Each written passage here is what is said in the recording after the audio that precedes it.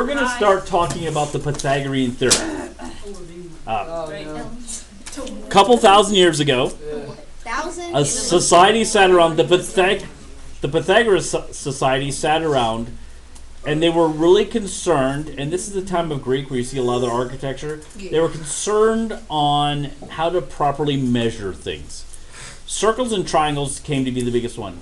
A triangle because it's the strongest shape in nature. Because it spreads all its weight out across the large thing. So they sat around and they learned some things. Stop, put it in your pocket. So they learned some things. So one of them is they learned that in a right triangle, the sum of the square of the two legs. Really? Yes. Okay. Sum of the square. What did I just say? Sum of the square.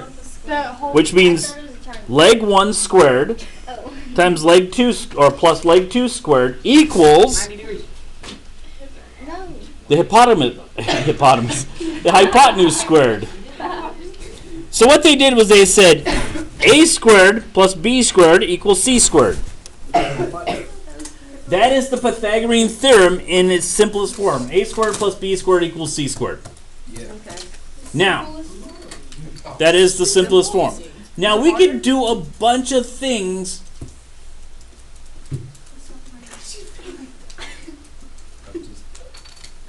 We could do a bunch of things if we know that.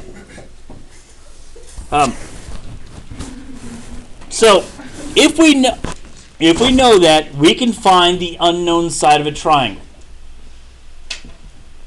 Especially since we have and solve. Now the converse of the Pythagorean theorem. The converse says, hey, if I've got a triangle and I got 3 sides and I put a squared, whatever a is, let's say a is 1. I'm trying to remember how to make this work. Plus 3, 2, 4, 6, 8. Hold on. 1, 3, 5, 9. So if a is 1, b is 2, and c is 3, is that true? Take your calculators and type 1 squared plus 2 squared equals 3 squared. Take your calculator, type 1 squared plus 2 squared equals 3 squared. I got 4. No, you should not have got an answer. I got 4. You should not get an answer if you type in 1 squared plus 2 squared equals 3 squared. Oh, equals.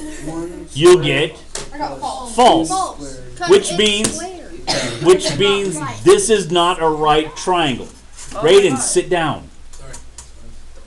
So once we put that in, that's the converse of the Pythagorean theorem. If we do that, it'll tell us what is and what isn't a right triangle. Does that make sense? Yeah. So let's try this one. Try 6 squared plus 4 squared. Did I get that? No. No, Yeah. that's wrong. Equals 8 squared. No. 8 squared, sorry. Equals 10 squared. How fast am I? My brain had to think. Equals 10. True. I remember the perfect. There's a bunch of them. Oh, that's true. That is correct. So 6 squared plus 8 squared equals 10 squared. That comes out as true, right? So using the converse,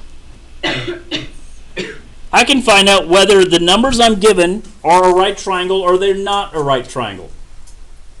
Does that make sense? Are you writing all this? Yes. Yeah. So the distance formula.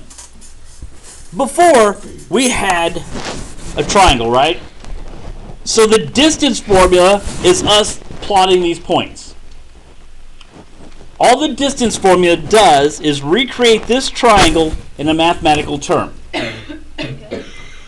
And it says the distance is the square root of x squared minus, or x second minus x to the first, or x sub 1 squared plus y sub 2 minus y sub 1 squared, and that will give me the distance.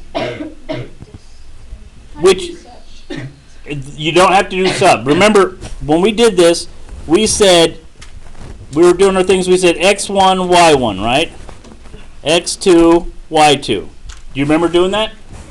A sub, all it does is indicate a secondary. We're using two y's. This tells you the first y, the second y.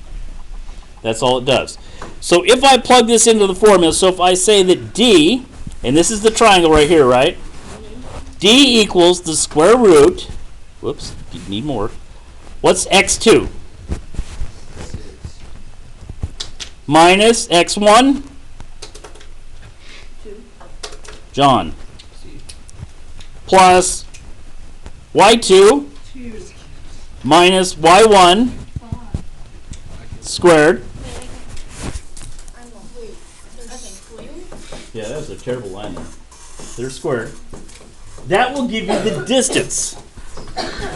So in this, what you saw was, we literally said this leg is 6 minus 2. What's that length? What's 6 minus 2? So this is a length of 4, which is what that is, 4 squared, plus, what's 6? Oops, sorry, I went backwards. Yeah, 5 minus 2 is 3, right? And then 4. I apologize. 3. I literally gave the sides 3 and 4, so what is it? Huh? I was going to ask why it was in there. So type that in. Type square root, since the d is on the outside, you don't need to do an end solve. Type square root, parentheses, 6 minus 2, close parentheses, squared, plus parentheses 2 minus 5, close parentheses, squared. Make sure that's all inside of the radical sign. I got 5. I got 5. Good, don't blurt. Oh, well, we're not supposed to. No, be nice. Not bad. Everyone needs to type that in. John, do you have a calculator? I have a question. What did I do wrong? I got 5. Oh, sorry. Because you put d equals. Remember, if you've got the variable on the outside, just drop it and solve it. If you've got the variable on the inside, you'll need to do some work to get outside, or you can cheat and use end solve. And solve. Cheat.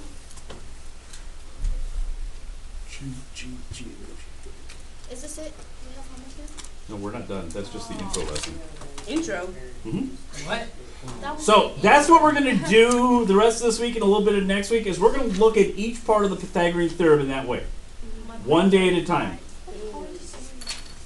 Pythagorean Theorem? Pythagorean